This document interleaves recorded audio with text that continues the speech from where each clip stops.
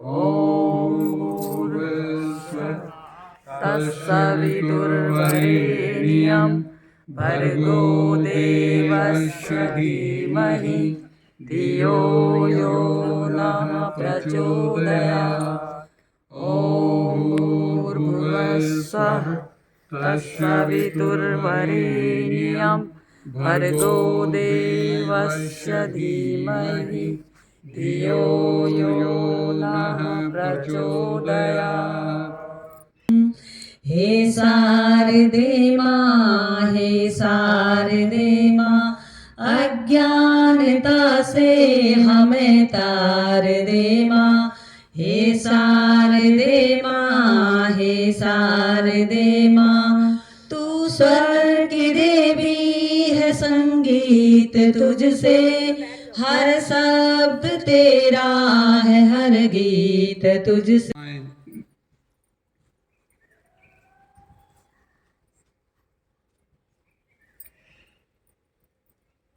वापिस टांग सीधी। अब नाभि को ढीला छोड़ते हुए कंठ तक सांस भरें। जब मेरी कंठ तक सांस भर जाए, उसी अनुपात में, जिस अनुपात में मैंने भरा था सांस को, नाभि को ढीला छोड़ते हुए, नाभि को संकुचित करते हुए सांस बाहर निकाल लें। ये एक क्रम हुआ। इसके 2 क्रम और करें। लगी रही। श्वास भरें, ताली भुजाओं को ऊपर, एड़ियों में दबाव देते हुए एड़ियां उठाएं ऊपर। शरीर को पंजों के बल बैलेंस करें। निगाहें एक जगह पे रखें ताकि मेरा बैलेंस बना रहे।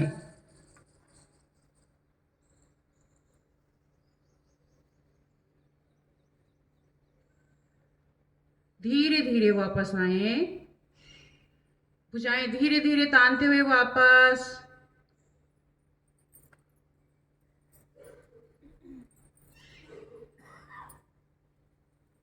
दाईं एड़ी पे दबाव देते हुए पंजे को सीधा करें। 90 डिग्री पे लेके आए। शरीर को थोड़ा दाईं ओर ट्विस्ट करें। श्वास छोड़ते हुए दाईं ओर झुकते जाएं। पूर्ण अवस्था में मेरी दाईं हथेली दाएं पंजे के पीछे हो जाए। बाईं हथेली ऊपर की ओर, बाईं हथेली की मध्यमा को देखें।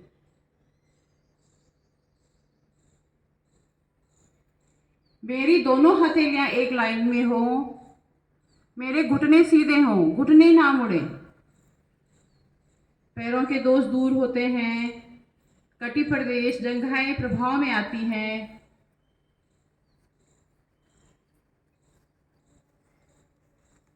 श्वास भरें, श्वास छोड़ते हुए बाईं ओर झुकते जाएं। पूर्ण अवस्था में मेरी बाईं हथेली बाएं पंजे से बाहर,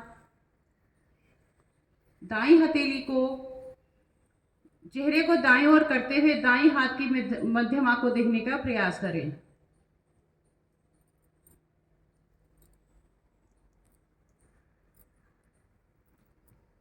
मेरे फेफड़े पुष्ट होते हैं। मेरी सांस लेने की क्षमता बढ़ती है। मेरे अंदर के पेट के ऑर्गन दबने से प्रभाव में आते हैं। धीरे धीरे वापस आए। एड़ी पे दबाव देते हुए पंजा वापस। दोनों हाथ पीछे रखें अपनी कमर में। अंगूठे से अंगूठे को मिलाएं, अंगुलियों का बहाव आगे की ओर।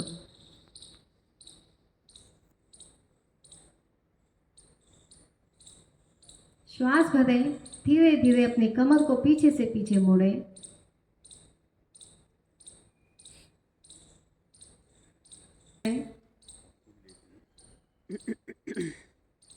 रीढ़ के तीनों भाग, सर्वाइकल, डोर्सल और सबसे नीचे वाली लंबर रीजन सभी प्रभावित होती है। कमर के लिए बहुत लाभकारी है। श्वास छोड़ते हुए धीरे धीरे वापस आ जाए।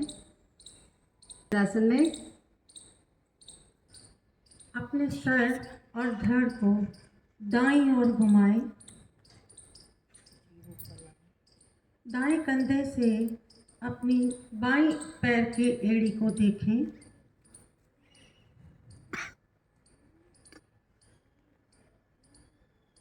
धीरे धीरे मध्य में आए। अपने सर और अपने धड़ को बाईं ओर घुमाएं, श्वास भरते हुए। और सर के पीछे लाने का प्रयास।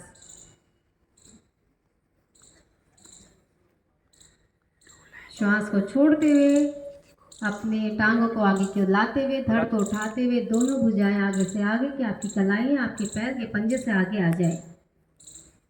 इसी को दोहराते जाएं। ध्यान रहे आपकी जो कोहनी है, आपकी भुजाएं कान से सटी रहे।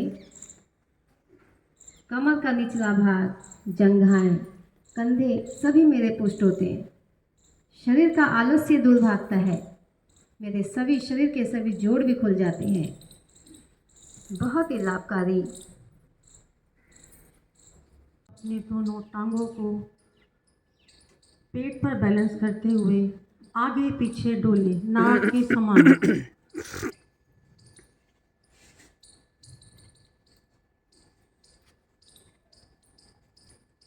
आपकी भुजाएं और आपके पैर दोनों खिंचाव में रहेंगे। हमारा पेड़ वाला प्रभाव में इसके पापा कितना अच्छा कर रहे हैं। धीरे धीरे मध्य में आए। शिथिलासन बाईं ओर। दाएं कोहनी का सहारा लेते हुए पीठ के बल आए।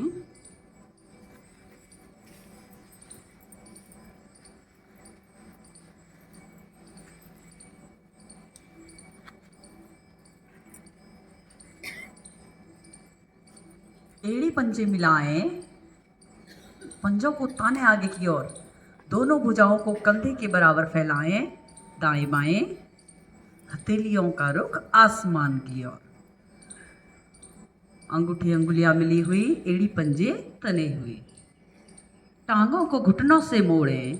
एड़ियों को नितंबों के पास रखें।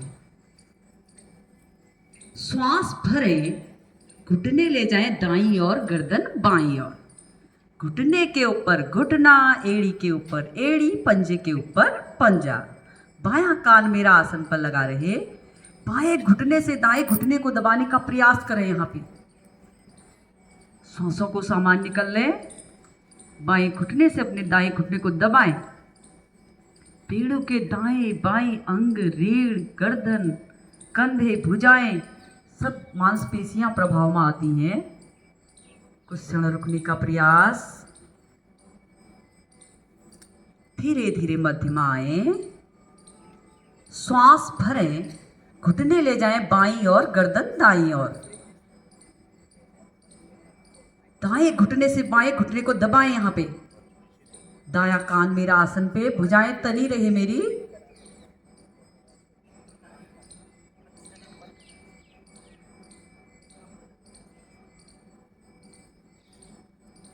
फेफड़े पुष्ट होते हैं मेरे।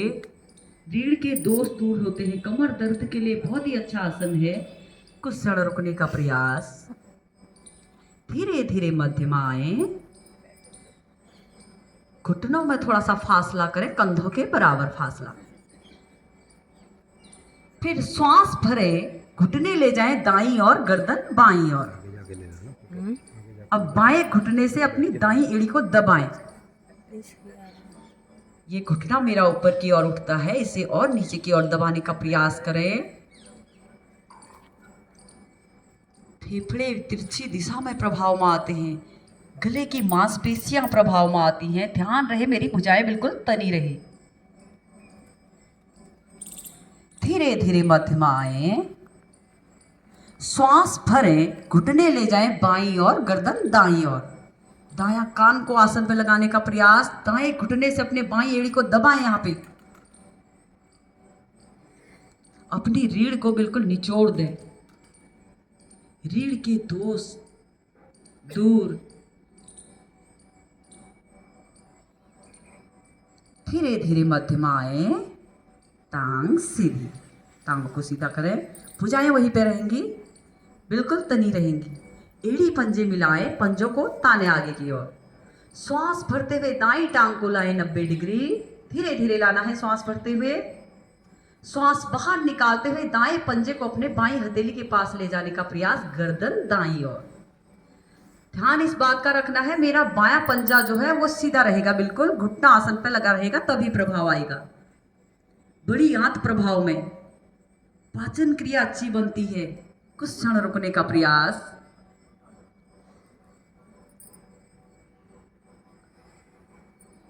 धीरे धीरे 90 डिग्री पे लाएं टांग को। श्वास बाहर निकालते हुए धीरे धीरे वापस एड़ी पंजे मिलाएं।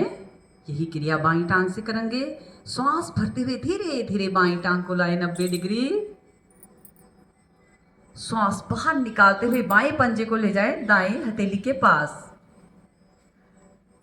गर्दन ले जाएं बाईं ओर। बाएं कान को आसन पर लगाने का प्रयास करें। ध्यान रहे मेरी भुजाएं बिल्कुल तनी रही और दाईं टांग मेरी बिल्कुल सीधी रही, तभी आपके रीढ़ में प्रभाव आएगा, आपके पेड़ों के अंग प्रभाव में आएंगे, ये सशक्त होते हैं। फेफड़ों में सांस लेने की क्षमता बढ़ती है। कुछ क्षण रुकने का प्रयास। धीरे धीरे 90 डिग्री लाएं टांग को। श्वास बाहर निकालते हुए धीरे धीरे टांग वापस, हाथ वापस, विश्राम। हाथ वापस लाएं। दोनों पैरों में थोड़ा सा फासला करें। हथेलियों का रुख आसमान की ओर। पंजे दाएं बाएं लुढ़के हुए। एक लंबा गहरा श्वास लें। धीरे धीरे श्वास लें।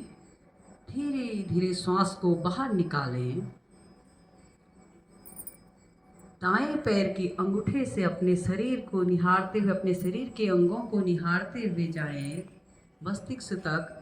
मन की आंखों से अपने शरीर को देखें। मेरा शरीर शांत होते जा रहा है, मेरा मन भी शांत हो रहा है। श्वास को मस्तिष्क से धीरे धीरे बाएं पैर के अंगूठे से श्वास को बाहर निकालें। अपने शरीर को बिल्कुल ढीला छोड़ दें। जो आसन आपने किए इसके प्रभाव को महसूस करें। अपने शरीर का मानसिक अवलोकन करें। दाएं पैर के अंगूठे से अपने शरीर के अंगों को निहारते हुए मस्तिष्क तक लाएं। मस्तिष्क से अपनी सांस को बाहर निकालते हुए बाएं पैर के अंगूठे से सांस को बाहर निकालें। अपने शरीर का मानसिक अवलोकन करें। समस्त प्रणालियां मेरी प्रभाव में आती है, मेरा मन शांत होता है। हृदय रोगियों के लिए, उच्च रक्तचाप के लिए बहुत ही अच्छा आसन है ये सब आसन। परम विश्राम।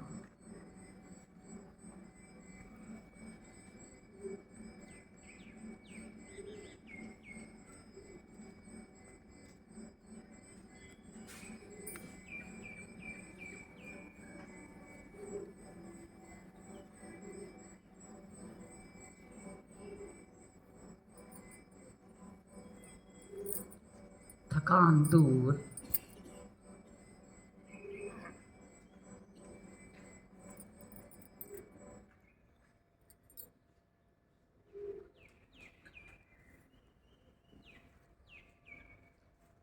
संपूर्ण शरीर शिथिल।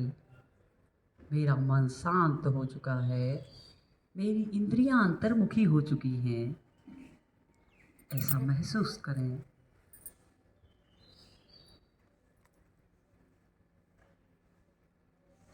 पैर की अंगुलियां हिलाएं, हथेलियां हिलाएं थोड़ा। बाईं हथेली को रखें दाईं ओर। दाईं कोहनी का सहारा लेते हुए आसन पे उठ बैठें।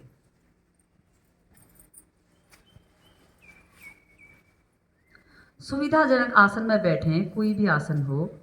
चेहरे पे प्रसन्नता के भाव लाएं। हंसी की क्रिया। पहले मुंह को फुलाते हुए, पेट को गुदगुदाते हुए हंसेंगे, जैसे मैं हंसूंगी।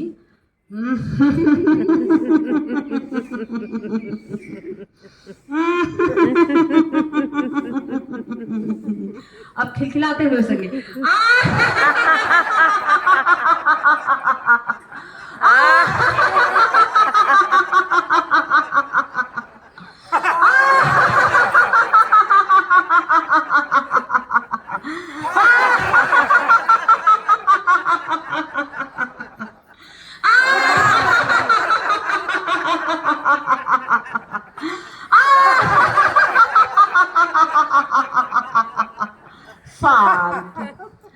शांत इसके प्रभाव को महसूस करें, मेरा मन प्रसन्न हो जाता है, प्रफुल्लित हो जाता है, डिप्रेशन की समस्या दूर होती है, मेरे हार्मोन संतुलित रहते हैं। बहुत ही अच्छी क्रिया है हंसी की क्रिया। सब अपने जीवन में हंसते जाएं, मुस्कुराते रहें। सभी को मेरा नमस्कार। माननीय सभी अधिकारीगण और प्रिय साथियों, जैसा कि आप सबको आज पता है हम यहाँ पर क्यों एकत्रित हुए हैं। आपने देख ही लिया होगा 57वां स्थापना दिवस। 57वां तो आपने शायद पढ़ लिया, लेकिन ज़्यादा डीप में आप गए नहीं। अब जाइए थोड़ा सा जाइए। 57वां 57 एक लंबा पीरियड होता है। आज हम भारतीय योग संस्थान के 57वें स्थापना दिवस की यहाँ पर इसको मना रहे हैं। तो आप सोचिए हमारी भारतीय योग संस्थान की दूरदृष्टि कितनी पुरानी है। 57 साल पहले ही उन्होंने सोच लिया था कि भारत को योग की आवश्यकता है।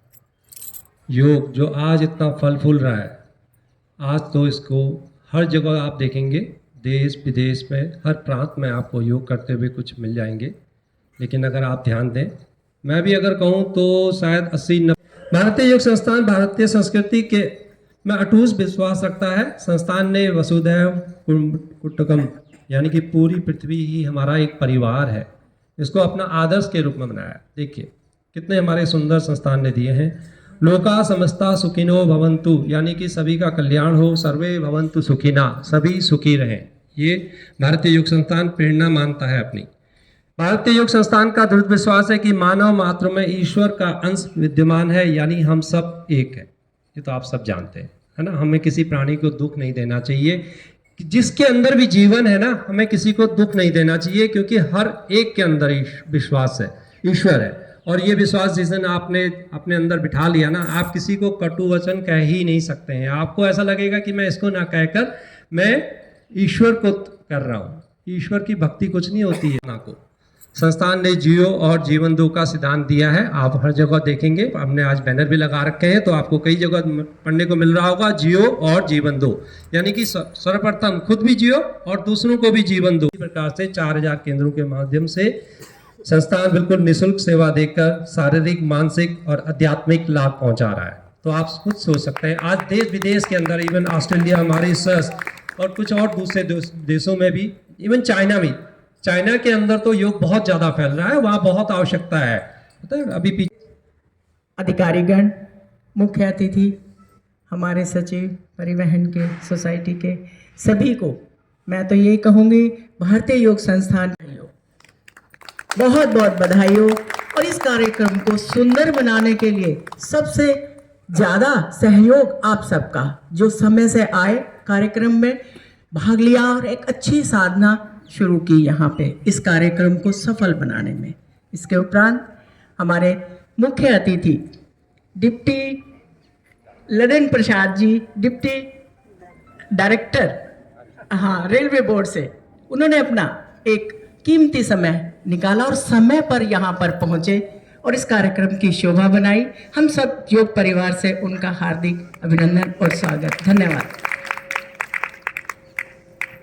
हमारे इस परिवहन सोसाइटी के अध्यक्ष श्री बलराज सिंह जी, जो हमेशा हमारे इस परिवार को, योग परिवार में यहाँ साधना करने के लिए समय भी देते हैं और उसमें सहयोग देते हैं अपना भी कुछ बताने के लिए। तो उन्होंने योग के बारे में बताया, हमें बहुत अच्छा लगा और मैं ये चाहूँगी वो भी यहाँ जो अंत में सभी का 57वें स्थापना दिवस पर सभी को बधाई। वही है।